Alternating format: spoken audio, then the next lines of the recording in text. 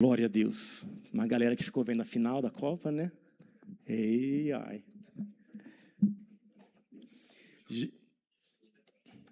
Glória a Deus. Os tipos de batalha espiritual. Se quiser até deixar o... Ah lá, eu até trouxe um slide ali. Vamos abrir em 1 João 5,19.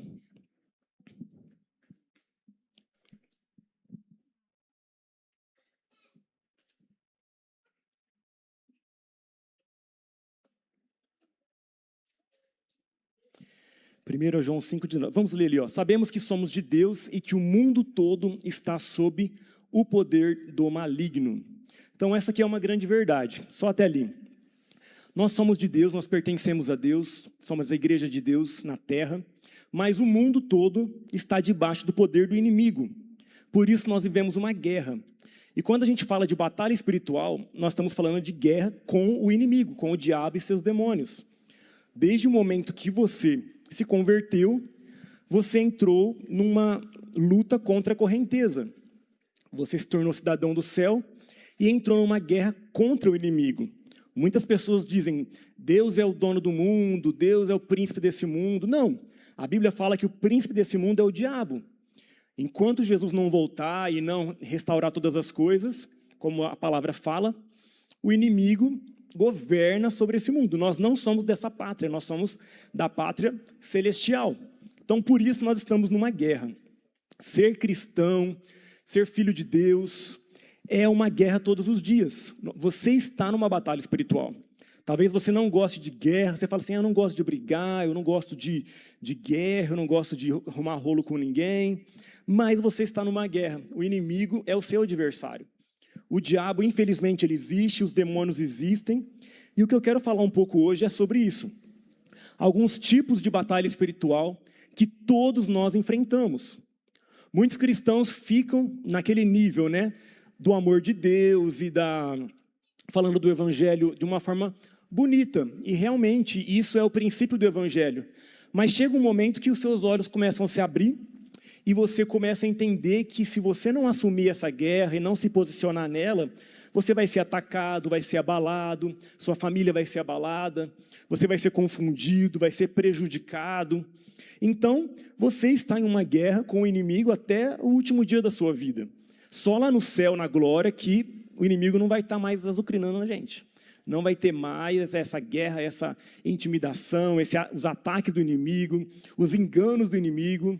Mas todos aqui nesse lugar, enquanto nós moramos nessa terra, nesse mundo que jaz do maligno, que pertence ao maligno, está debaixo do poder do maligno, nós estamos numa guerra, e nós temos que perceber isso.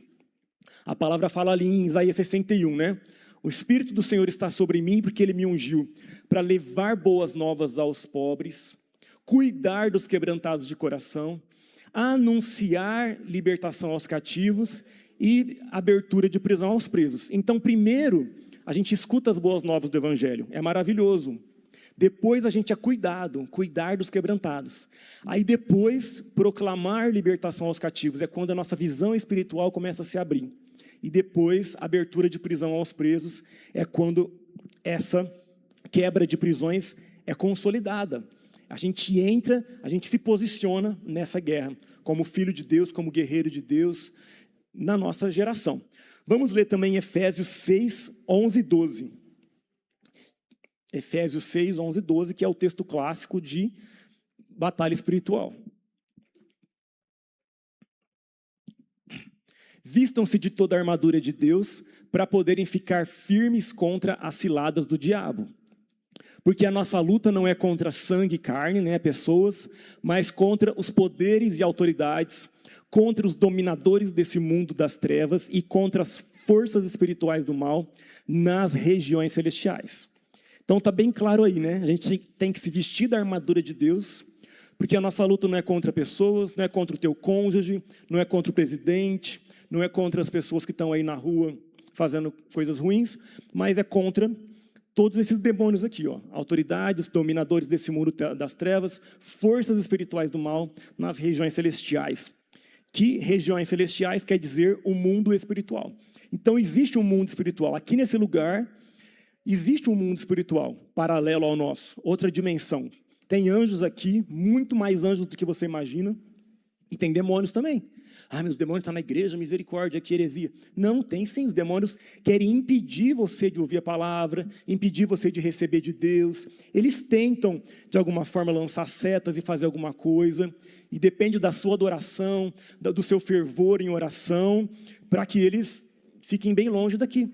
Então, é uma guerra. Todo lugar que você está, na sua casa, no seu trabalho, de noite você está em guerra. Quantas pessoas travam uma guerra de noite, perturbação, sente opressão no quarto, quase vê, né? Quando não vê alguma coisa, um vulto ali, sonha pesadelo.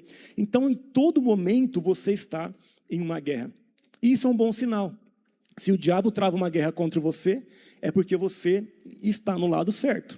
Se o diabo te respeitasse, é porque você estava do lado dele. Então, o fato de você estar em guerra é um bom sinal, quer dizer que você está no caminho certo. Tem 2 livros muito bons na área de batalha espiritual, quem gosta de ler, quem não gosta também, que você vai entender muito sobre batalha espiritual, que é Esse Mundo Tenebroso, quem já leu aqui? Muito bom. E A Batalha Final, quem já leu? O melhor livro que eu li para entender o mundo espiritual é A Batalha Final.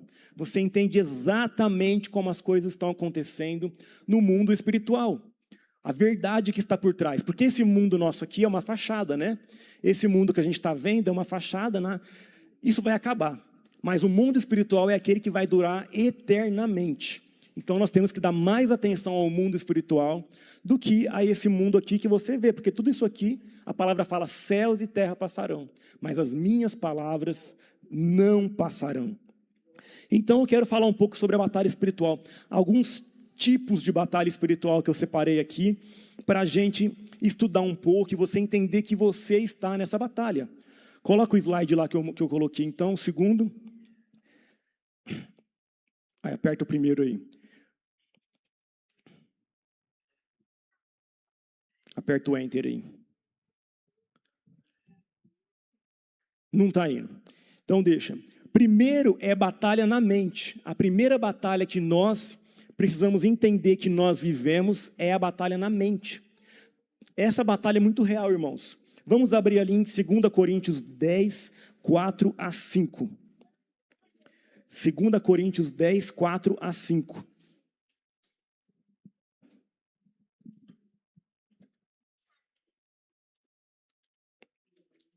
Fala sobre a batalha na mente. 2 Coríntios 10, 4 a 5.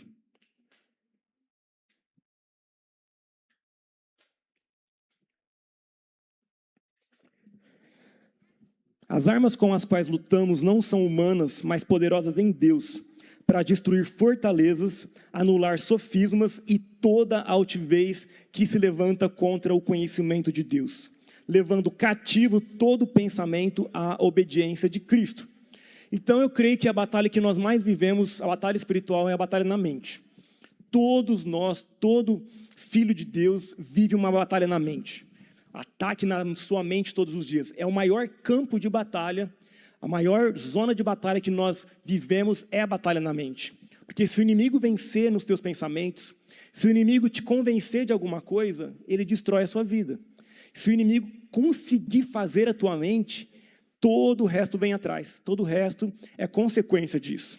Se o inimigo conseguir fazer você desistir de alguma coisa, todo o resto vai acompanhar, concorda?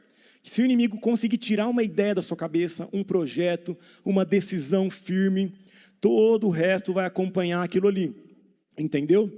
Então, eu lembro de um texto que fala de Abraão. Abraão fez uma oferta para o Senhor, um sacrifício, né? Bonitinho ali o sacrifício, a parte dele, a parte de Deus, fez uma aliança com Deus. E a palavra fala que as aves do céu, os pássaros do céu, vieram pousar na oferta de Abraão, no sacrifício de Abraão. E Deus falou comigo naquele texto ali. As aves do céu são os demônios que agem na mente. Existem demônios especialistas em agir na nossa mente. Por que elas vieram pousar na aliança de Abraão? Para roubar a convicção dele, roubar a entrega dele. E é o que eles fazem conosco até hoje. Você está buscando a Deus, está convicto, está decidido, está posicionado, e vem esses pássaros aí plantar ninhos na sua cabeça, roubar, né, as sementes, parábola do semeador também fala, né? As aves do céu vêm roubar as sementes. São demônios que agem na mente para roubar suas convicções, roubar sua certeza em Deus, jogar em descrédito a palavra de Deus, te colocar em outros objetivos, entendeu? Plantar confusões na sua mente, plantar dúvidas, opressões na sua mente. Então, a mente é o nosso maior campo de batalha. Você precisa dar bastante atenção para a sua mente, o que se passa na sua mente, nos seus pensamentos. Muitas vezes nós não damos atenção porque ninguém está vendo. Minha mente não tem como eu controlar, né? Deixa ela aqui, os pensamentos vêm, os pensamentos vão, e você acha que não vai ter efeito nenhum. Mas tem, porque tudo que entra na sua mente, você deixa criar raízes, vai controlar todo o resto da sua vida. Então você precisa dar atenção para aquilo que é plantado na sua mente, para aquilo que o inimigo põe e para aquilo que ele tira da sua mente. Porque é com a sua mente que você toma decisões. E as decisões são a coisa mais importante da nossa vida. As decisões nascem na nossa mente. Você pondera, você vê os prós e os contras e toma uma decisão. Então, se o inimigo dominar o seu campo de decisões, ele vai te desvirtuar totalmente dos planos de Deus. E o diabo também lança setas inflamadas, dardos inflamados. Então, muita gente fala assim, eu estou liberto, eu estou restaurado, o diabo está bem longe de mim. Mas de longe ele consegue jogar flechas na sua mente, jogar dardos na sua mente para contaminar pensamentos, dúvidas, ansiedade, ira, raiva de alguém, entendeu? Depressão. Ele consegue lançar na sua mente para contaminar a sua mente. Então ele pode estar bem longe de você, mas ele lança flechas de longe, dardos inflamados para tentar pegar na sua mente. Por isso que você precisa proteger e blindar a sua mente. Nós temos que usar o escudo da fé para apagar todo o dardo inflamado do inimigo. Nós vivemos um tempo que a batalha na mente é muito forte. A Bíblia fala em Timóteo, né? Os espíritos enganadores. Virá um tempo em que as pessoas irão atrás de espíritos enganadores, doutrinas de demônios que vão tentar controlar as suas mentes. Nós vivemos aí o auge da nova era, né? O que é a nova era? É um movimento que está no mundo inteiro, né? De paz e amor, de bem, não, vamos deixar a guerra para lá e tal, o que importa é a paz, a energia positiva e tudo mais. E muitas pessoas estão ficando com a mente passiva, porque o objetivo da nova era é tornar a mente das pessoas passiva. Nós vivemos uma batalha na mente hoje em dia. Você pode ver, hoje em dia, tem pessoas que ficam endemoniadas? Tem, mas a maioria dos ataques do inimigo é na mente. Tem pessoas que passaram por feitiçarias e tudo mais no passado, que ficam endemoniadas ainda assim. Mas a maioria das pessoas sofre ataques do inimigo na mente. É no campo da mente que nós somos atacados, aprisionados, confundidos pelo inimigo. E nós temos que dar atenção a isso. E essa batalha na mente tem crescido cada vez mais, porque a nova era está cada vez mais forte. Esse movimento que age na mente para controlar as nossas mentes e trazer passividade de mente. E você se torna uma pessoa muito passiva, fica esperando sinais, esperando Deus confirmar, esperando aquilo acontecer de uma hora para outra. É uma coisa muito mística, muito passiva. E como filho de Deus, como filhos de Deus, nós somos chamados para ser ativos, para ser causadores, para ser provocadores de mudança, de avivamentos. E muitas vezes a onda da nova era, mesmo que você fale assim, eu nunca fui da nova era, mas isso está no ar, sabe? Esses demônios, esses ataques estão na atmosfera e eles tentam nos levar a ter uma mente passiva, né, neutra, que você fica esperando e até mesmo servindo a Deus, isso nos contamina. Você fica esperando as coisas acontecerem, as coisas se resolverem por si só, os sinais acontecerem, as confirmações, né? Eu ainda não recebi a confirmação que eu preciso, aquela coisa toda. Mas você foi chamado para ter uma mente ativa e não passiva. E a onda da nova era nos leva a ser pessoas com uma mente passiva, uma mente totalmente sem ação, sem reação diante de tudo que está acontecendo no mundo. E nós não podemos deixar isso acontecer. Então, o maior campo de batalha, o primeiro campo de batalha que eu quero falar é sobre a mente. Você tem que dar muita atenção para a sua mente, tudo aquilo que você pensa, Aquilo que o inimigo consegue contaminar, as ideias, sabe? De repente você começa a pensar alguma coisa de alguém, e aí de repente você está com raiva daquela pessoa e não conversa mais, porque o inimigo vence você na sua mente. Não desconsidere isso. O inimigo, ele sabe muito bem da importância que tem a mente, sabe, o posicionamento que você tem. Então, blinde a sua mente, não deixe o inimigo roubar, sabe, os seus pensamentos e dominar esse campo de batalha na sua vida. Segundo campo de batalha que eu quero falar é a batalha pela família, sabe? A batalha pela família. Porque a família, irmãos, eu creio que é uma das coisas, se não a coisa mais importante que nós temos nesse mundo. Deus deixou a família, Deus criou a família. Deus poderia ter criado todo mundo independente, cada um por si, mas Ele criou todo mundo num contexto familiar. Pai, mãe, filhos, aí vem netos, bisnetos, toda uma família, uma estrutura. Por que Deus criou assim? Porque a família é o que dá estabilidade para o ser humano. A família é o que dá estrutura, é o que dá equilíbrio para o ser humano. Você pode ver que o que o diabo mais ataca para desestruturar alguém, para corromper alguém, é o seio familiar. Então, na libertação a gente ouve muito isso, né? Todo mundo tem algum trauma com família. Com irmãos, com pai, com mãe, com vô, com tio, e aconteceu alguma coisa na infância, tudo ligado à família. Tudo ligado à família. Porque o inimigo ataca o seio familiar dentro de uma pessoa, as referências que ele tem de família, sabe? Para desestruturar totalmente aquela pessoa. E todas as pessoas passaram por alguma coisa nesse sentido. O inimigo sabe muito bem, o diabo sabe muito bem o quanto a família é importante, o quanto a estabilidade de uma família, de um lar, é importante para que uma pessoa que cresce ali seja formada como um ser humano de bem, um ser humano de valor, uma pessoa posicionada, uma pessoa desembaraçada, uma pessoa que vai cumprir o plano de Deus na sua vida, sabe? E quantas pessoas estão lutando, buscando cura e restauração, em terapias e tantas coisas, por causa de coisas que aconteceram no seio familiar. Porque isso é muito importante. O inimigo investe pesado, sabe, irmãos, na questão da família. Preste muita atenção nisso. Se você foi ferido na questão de família, se você foi ferido com relação a familiares seus, você precisa buscar cura nisso, perdão. Se você tem uma família, você precisa cuidar, sabe? Você precisa zelar. Você precisa entender que a tua família é o polo mais precioso e mais poderoso que você tem. Uma família estruturada, uma família saudável, é uma das maiores armas de Deus na terra. Uma família saudável. Jesus cresceu numa família. Jesus poderia ter escolhido vir, né, se tornar homem, mas aparecer de repente como um homem, né? Mas ele nasceu como um bebezinho numa família, com pai, com mãe, cresceu, sabe? Por que ele deu esse exemplo?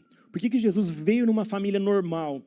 Para dar esse exemplo, para mostrar o quanto que esse seio familiar é importante. O quanto que isso é valoroso e causa estrutura, estabilidade, equilíbrio, direção e propósito, identidade no ser humano. Então, é uma das coisas mais atacadas pelo inimigo. Sabe, na libertação, a maioria das pessoas que procura libertação é por causa de problemas no casamento, atualmente.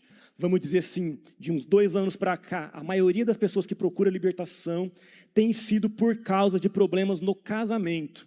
Então, irmãos, nós podemos mais do que concluir que o inimigo está disposto a destruir casamentos, destruir famílias, sabe? Porque isso desestabiliza, destrói, corrompe, fere uma pessoa, fere um ser humano, rouba e aborta propósitos, sabe?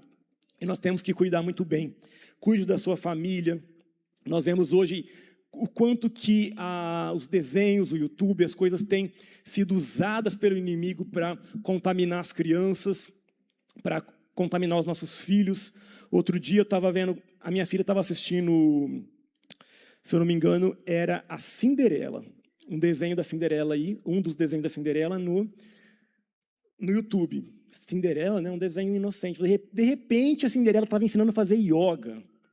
Entendeu? A Cinderela estava ensinando as crianças a fazer yoga.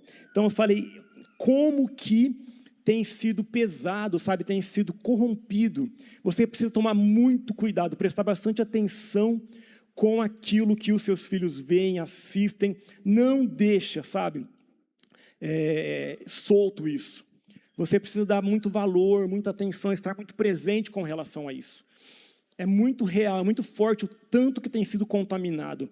Porque muitas vezes nós achamos que nossos filhos estão dentro de casa, estão seguros, estão ali dentro do nosso teto, que mal vai acontecer a eles. Mas, através de uma tela, o tanto de mal, de contaminação que pode entrar, você não faz ideia. E os demônios entram pela televisão, sim, irmãos. Entra pelo celular, entra, porque nós estamos cansados de saber disso. Nós temos que zelar e cuidar daquilo que os nossos filhos veem nas telas. É muito perigoso, é muito sério isso, sabe? Nós temos que tomar muito cuidado. Traga seus filhos no culto. Eu falei que ia contar testemunho, eu não estava lembrando, agora eu lembrei. Eu lembro que a mãe do Israel e do Davi, eles eram pequenininhos. Eles eram pequenininhos, assim, devia bebê. Eles eram bebês. Eu tinha, não sei quantos anos que eu tinha agora. A porta da igreja era aqui, ali era o púlpito, né? Eu lembro da Zilda aqui, com eles, né? Estressada, xingando não, né? Mas estressada, assim. Não sei para que eu venho na igreja. Meus filhos aqui, ó, estão dando trabalho. Não sei para que eu venho na igreja, olha aqui. Aí hoje, se ela não tivesse vindo aí, ó, o Davi, o Israel, grandes homens de Deus que eles se tornaram. Exemplos, entendeu? Então, irmãos, vale a pena, né, trazer para esse ambiente os seus filhos, vale a pena zelar, vale a pena. Muitas pessoas não entendem. Por exemplo, agora a gente está mandando as crianças para a igreja da criança depois do louvor, né?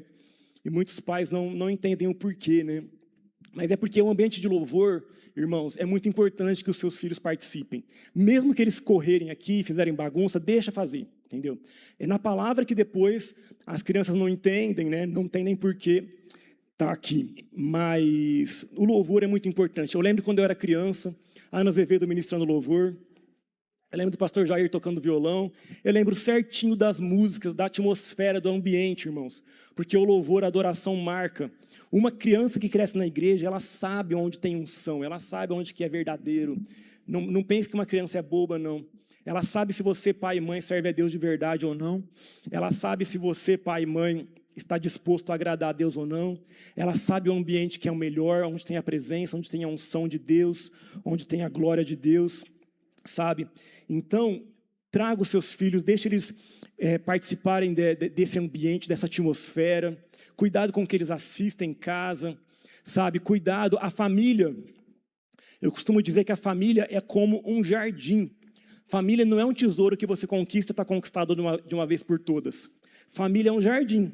Se você deixar, vai crescer a erva daninha, vai morrer o que é bom, vai vir gente roubar as plantas boas, né? Vai destruir, se você deixar, a Deus dará. Mas se você cuidar, zelar, tirar o capim e adubar, regar, zelar por esse jardim, ele vai ser frutífero, ele vai ser bonito, ele vai ser florido, ele vai ser bom, entendeu? Mas precisa ter um cuidado todos os dias. Quando eu entendi isso marcou a minha visão sobre família para sempre.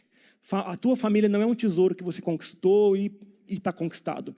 Se você não cuidar, não zelar, não regar, pode desandar, entendeu? Então, você precisa cuidar. A batalha pela família é uma das maiores batalhas que nós precisamos investir, sabe? Em oração, é lógico. Você que é homem, você é um sacerdote na sua casa. Hoje em dia também tem tido muito pouco conhecimento, tem tido muito desvio de conhecimento sobre isso, sabe? Muitos homens têm medo, têm intimidação de se posicionar como sacerdote na sua casa, orar pela sua família.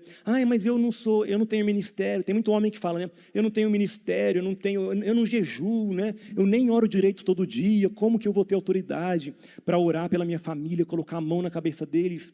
Irmão, só de você ser o homem da casa, o marido, o pai, você já tem autoridade de Deus para clamar pela sua família.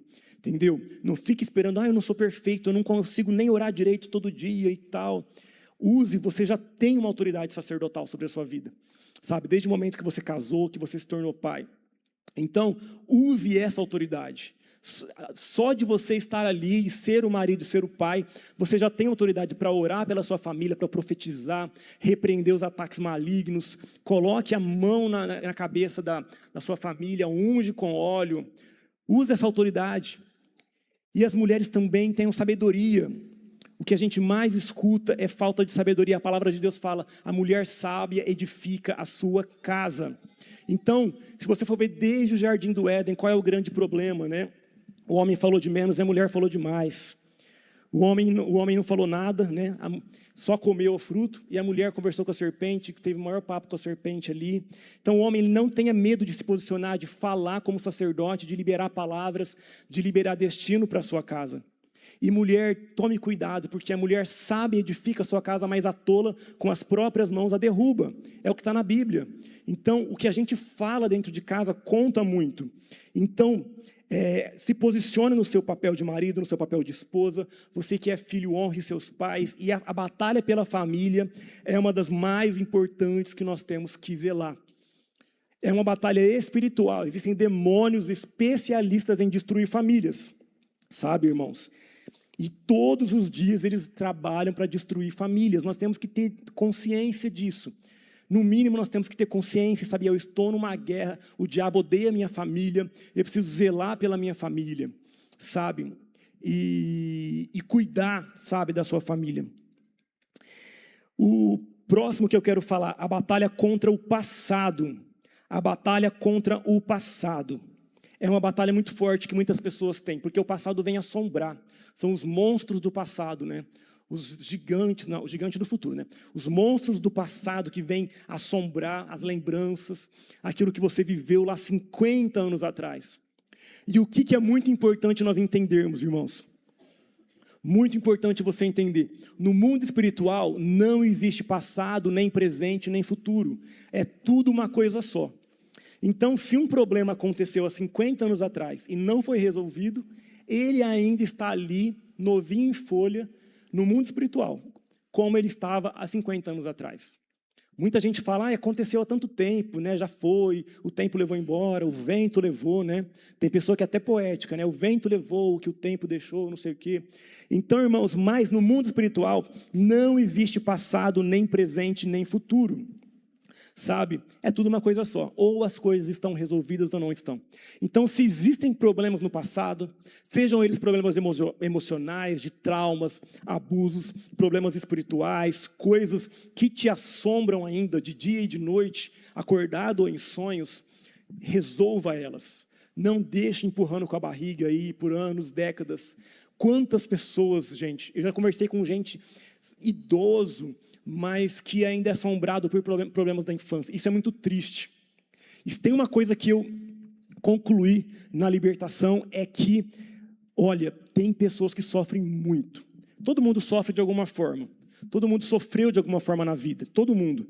Mas tem pessoas que sofreram demais, mas sofreram demais. E essas coisas do passado assombram. A luta contra o passado, a batalha contra o passado é muito forte, porque o inimigo usa.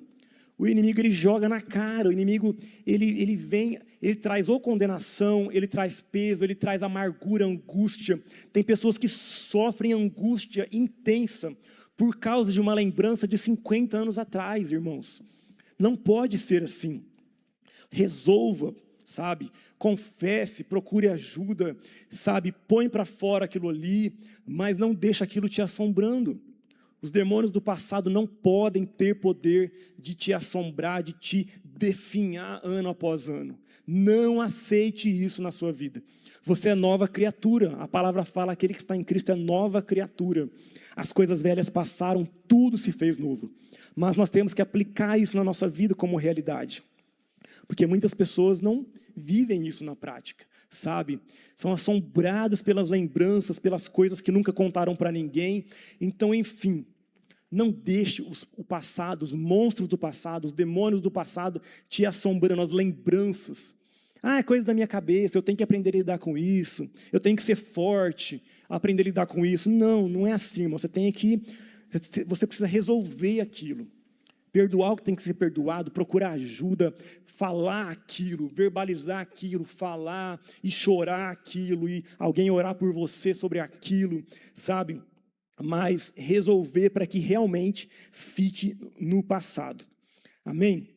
Próximo que eu quero falar, a próxima batalha espiritual é a batalha de maldições familiares.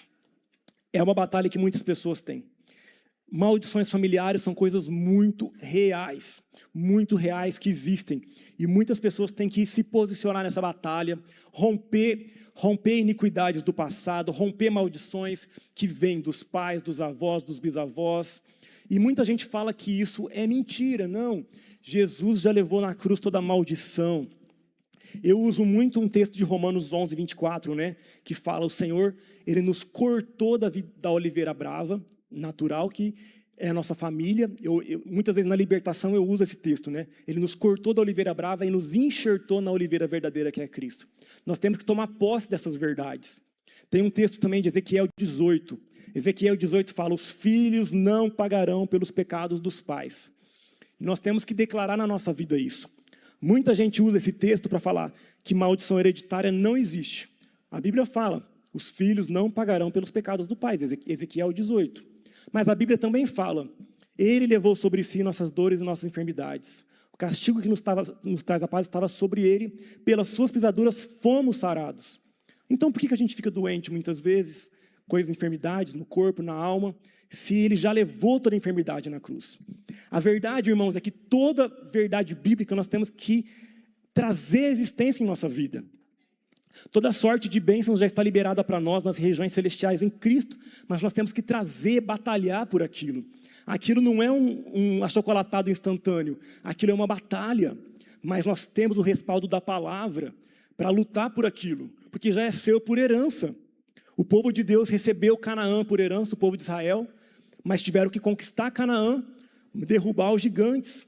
Então, muitas maldições familiares, muitas vezes vêm, de repente o seu pai foi um assassino, seu avô matou pessoas, cometeu crueldades.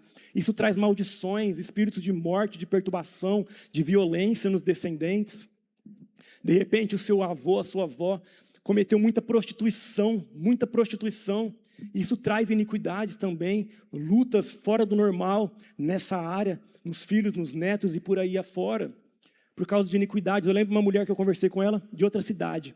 Ela cresceu na igreja, ela estava namorando um rapaz, ela estava de casamento marcado com ele, e ela ia casar com ele, e ele não era crente, não servia a Deus, e falava com a boca dele que não queria servir a Deus. Eu não quero nem saber disso. Aí eu falei para ela, mas por que você está namorando com ele, que você vai casar com ele, né? E ela falava, eu não sei, porque eu quero, entendeu? Eu estava de casamento marcado. Aí eu falei, olha, é muito difícil, eu sei, né? Você está casamento marcado, mas se ele pelo menos, né? A gente nunca aconselha isso, mas se ele pelo menos tivesse um interesse, mas ele já declara que não quer nem saber de Deus e das coisas de Deus. Aí Deus me deu uma visão. Eu vi a avó dela fazendo aliança com um homem perverso. E eu falei para ela, ela falou, não, ela arregalou o olho assim. A minha avó, ela cometeu lá umas prostituições, ela fez uma aliança com um cara totalmente atrapalhado, e ela falou, a minha mãe também. Eu falei, e você também, está indo pelo mesmo caminho. E ali ela começou a chorar, e ela entendeu, porque uma fortaleza de mente foi quebrada. Era uma iniquidade que não era apenas uma decisão, era uma coisa que estava ali querendo se repetir geração após geração. E depois ela falou comigo, que ela terminou com ele, e ela está uma bênção hoje em dia. Ela é de outra cidade, entendeu? E ela está uma bênção. Eu lembro uma mulher também que eu atendi ela, que ela tinha muitas perturbações na vida dela. E aí, o Senhor falou comigo, os antepassados dela torturaram pessoas. E eu falei para ela, os seus antepassados torturaram pessoas?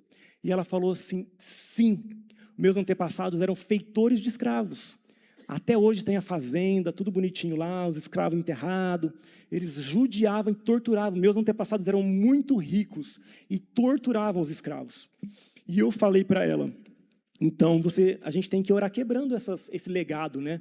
Essas maldições, porque isso trouxe um legado de tortura. Ela se sentia massacrada em várias áreas, né? E a gente orando, alguns dias depois ela veio falar já de áreas que estavam rompendo na vida dela por causa disso. Então é muito sério isso. Quantas vezes nossos antepassados cometeram muitos abortos, sabe? Muitos abortos, isso é muito sério, tudo é muito pesado, sabe? E talvez seus pais, seus avós foram benzedeiros, pais de santo, feiticeiros.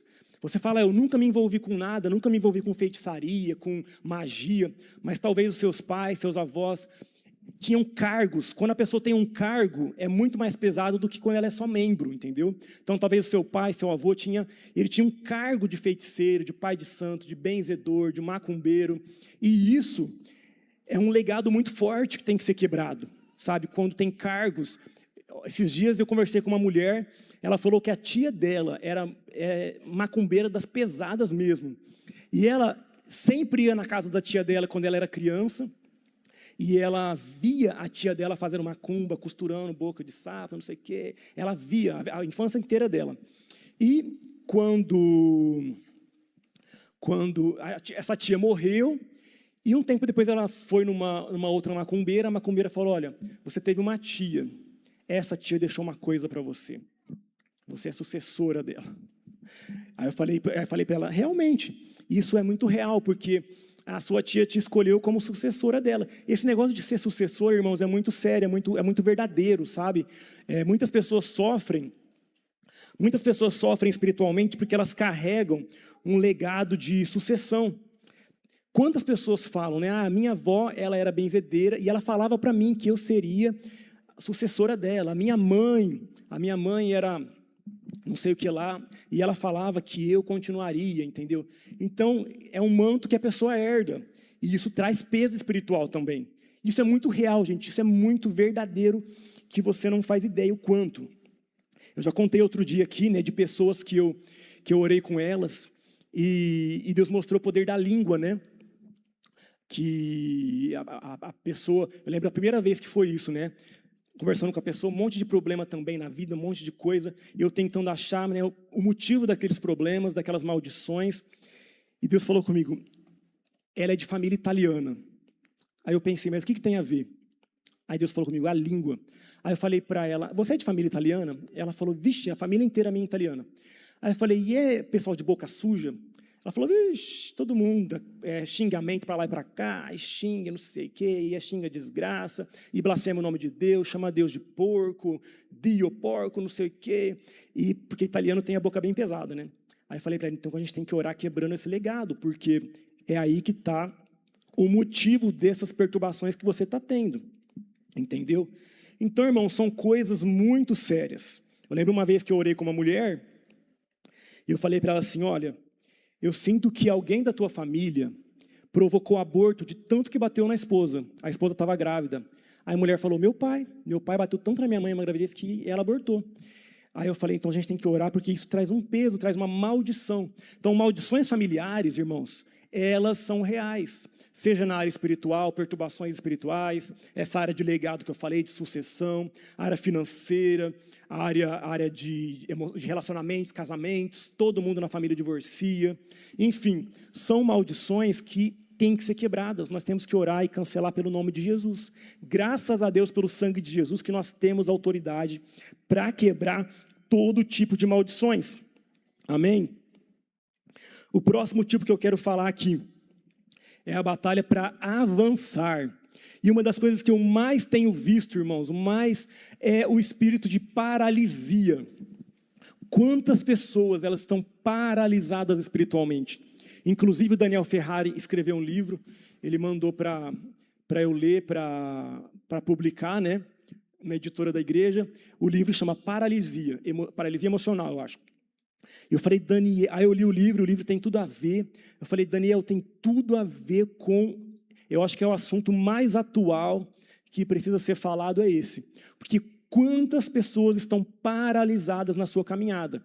Talvez elas até estão libertas do passado, está resolvido, rompeu as amarras do passado, mas está paralisada, não consegue avançar, não consegue sonhar mais, sabe? Não consegue prosseguir para coisas maiores, não consegue ter objetivos, fica preso em distrações, muito embaraçado com distrações na vida, com coisas que não tem nada a ver, que não tem importância nenhuma, sabe? perde o foco, perde a atenção com um monte de coisa ao redor, na vida, na mente, que não tem função nenhuma, um espírito de paralisia. A pessoa parece que ela está travada espiritualmente, paralisada espiritualmente ou emocionalmente. Um espírito de paralisia que a pessoa não consegue, sabe, mergulhar em Deus mais, mergulhar no fundo do rio. Deus tem mais para mim, eu quero mais de Deus, eu quero mais da presença de Deus, eu quero mais de Deus. Parece que é uma paralisia, um travar espiritual, sabe? Que a gente precisa se levantar, irmãos. Nós não podemos deixar, sabe? Nós temos que, Deus tem coisas para você avançar, sabe? E muitas vezes nós vivemos essa batalha espiritual para impedir a gente de avançar na fé, de avançar naquilo que Deus tem para nós, de ter coragem. A palavra fala, Deus não nos deu espírito de covardia, mas de poder, amor e moderação, sabe? Para a gente poder lutar pelos sonhos de Deus. Deus quer plantar sonhos no seu coração, e muitas vezes nós vivemos vazios, sabe, vazios, a gente não pensa em nada, a gente não gera nenhum propósito. O que move um ser humano são propósitos, sabe, são sonhos na vida, e talvez o inimigo paralisou, esterilizou o seu ventre espiritual para que você não sonhe, não gere mais nada, sabe?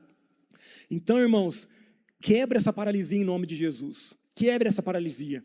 Se os gigantes se levantarem diante de você, muitas vezes se levantam gigantes para a gente ficar intimidado, mas Deus nos deu autoridade para derrubar gigantes. Deus nos deu unção para derrubar gigantes. Então, muitas pessoas estão nessa batalha do avançar, não conseguem avançar. Avançar no chamado também. Deus tem um chamado para a sua vida, Deus quer te usar, irmão. Deus quer te usar. Eu sempre conto o testemunho do pastor Valdecir, numa vigília. Ele falou que teve uma visão, uma mesa cheia de ferramentas empoeiradas, e ele falou para Deus, Jesus, o que são essas ferramentas empoeiradas? E o Senhor falou para ele, são ferramentas de guerra, de batalha, que eu dei para meus filhos, mas eles não usam, eles deixam lá, estão empoeiradas, estão lá guardadas. Então, irmão, Deus te deu ferramentas, Deus te deu armas espirituais, Deus te deu autoridade, Deus te deu tudo que você precisa para chegar onde Ele quer que você chegue, sabe? Mas muitos de nós estamos paralisados por algum motivo, e nós não podemos deixar. O inimigo, ele odeia pessoas posicionadas, pessoas que se levantam, sabe?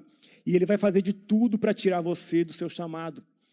Vai gerar problemas, muitas vezes, com outras pessoas do corpo de Cristo, vai gerar brigas com outras pessoas do corpo de Cristo, aí você vai jogar tudo para o alto, entendeu? Então não podemos deixar isso acontecer, sabe, irmãos? Nós precisamos nos posicionar. E o próximo que eu quero falar é a batalha na igreja. Nós somos o corpo de Cristo. Isso daqui é o corpo de Cristo, sabe? A igreja de Deus é um corpo, e o inimigo odeia esse corpo. E ele vai fazer de tudo para destruir, para atacar, para intimidar, para trazer problemas. Você precisa, irmão, amar o corpo de Cristo, amar a casa de Deus. Davi falava, né? Alegrei-me quando me disseram, vamos à casa do Senhor. E porque isso aqui é o que mais tem autoridade. Para a gente cumprir um propósito no nosso tempo, é como igreja que a gente cumpre, não como indivíduos, sabe? E o inimigo, ele odeia a obra de Deus. Ele vai fazer de tudo para derrubar homens de Deus, para derrubar pessoas que estão sendo usadas por Deus, sabe? E nós não podemos permitir. Você tem um chamado, eu acabei de falar, né? Você tem um chamado em Deus. E como igreja, Deus quer fazer algo em nossa geração. Mas o inimigo odeia a igreja. O inimigo odeia isso aqui, o sistema, a igreja, o corpo de Cristo. Ele vai trazer, cuidado com falações, cuidado, você sai falando do seu irmão, falando do corpo de Cristo, falando, porque a língua ela é um veneno. O apóstolo Tiago fala que a língua ela põe fogo numa floresta inteira. Cuidado com o que você fala, cuidado com essas falações que destroem a unidade do corpo de Cristo. A igreja precisa orar, sabe? Como igreja, semana passada nós fizemos o relógio de oração, ficou a madrugada e o sábado inteiro. É muito importante isso. Quando tiver um próximo, participe, irmão, disso. Ah, mas eu oro só na minha casa, porque esse povo da igreja também é um povo hipócrita. Eu ouço muito isso, viu? Eu oro na minha casa, porque é eu e Deus me conhece meu coração. Irmão, quando você está afastado do corpo de Cristo, você está muito mais aberto para ataques do inimigo, sabe? Nós temos que orar como igreja, nós temos que orar, participar. Quando tiver um próximo relógio de oração, participe, vem aqui, né, em algum horário. Nós temos também agora a sala de adoração, todos os dias. Várias pessoas têm vindo passar momentos só adorando a Deus na salinha de adoração. Quem quiser também participar, fale conosco. Mas tudo que é feito como igreja, nós precisamos dar valor a isso. É um corpo, é o corpo de Cristo. E a igreja precisa orar. Uma igreja que não morre é uma igreja derrotada. Uma igreja, eu falei certo? Uma igreja que não ora é uma igreja derrotada. Vocês me corrigem aí. Uma igreja que não ora é uma igreja derrotada. E então, mas graças a Deus que nós estamos numa igreja que valoriza a importância da oração, a importância da palavra. Uma igreja também tem que ter uma pregação pura de acordo com a Bíblia, com a palavra de Deus. Não pode haver heresias, sabe, no corpo de Cristo.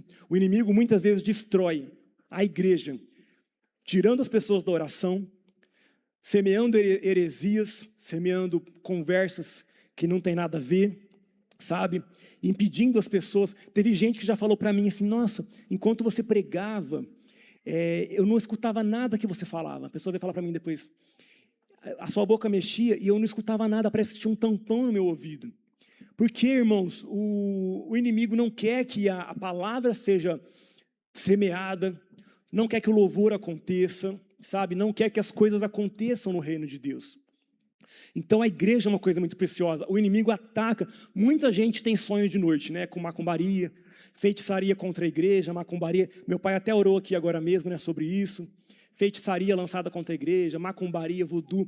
Irmãos, é óbvio que é feito muitas das coisas, sabe?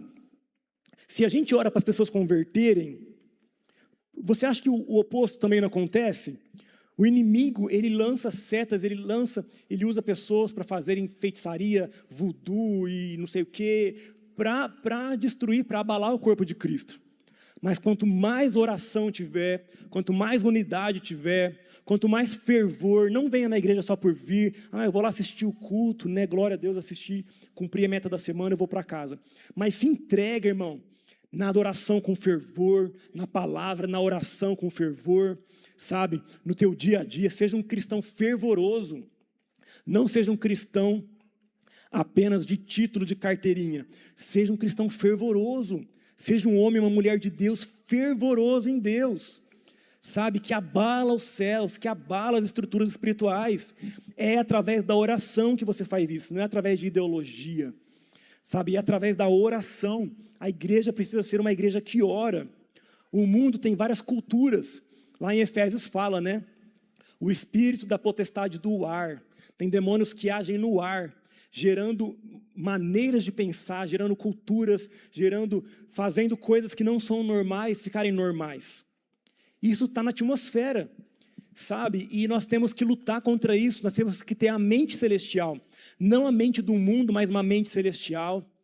E é através de sermos ascendidos espiritualmente, acesos espiritualmente na oração, na batalha espiritual, nós temos que entender que a igreja está em guerra, sabe? O inimigo vai fazer diversas coisas para trazer atmosferas de incredulidade, atmosferas de indiferença, atmosferas de heresias, de tantas coisas. Está no ar, o espírito do engano está no ar. O espírito de engano está no ar. Mas eu nunca fui em nenhuma religião enganadora, nunca fui, né? Tira da sua cabeça esse negócio, eu nunca fui, então eu estou imune. Esses demônios que trazem um espírito de engano, eles agem no ar, eles estão por aí, em todo lugar. Eles lançam coisa na nossa mente e vai esfriando, de repente você está um crente morno, um crente frio, uma pessoa totalmente apática, uma pessoa totalmente cauterizada, e você nem percebeu, porque a forma que o inimigo trabalha é a banho-maria. Ele não faz as coisas, né, aparecendo. Ele trabalha com banho-maria. Ele vai fazendo, de repente, quando você vê, você já foi. Então, irmãos, nós temos que entender que batalha espiritual existe, nós estamos em guerra contra essas hostes espirituais do mal nas regiões celestiais e nos posicionar nessas batalhas espirituais. Amém? Vamos ficar de pé.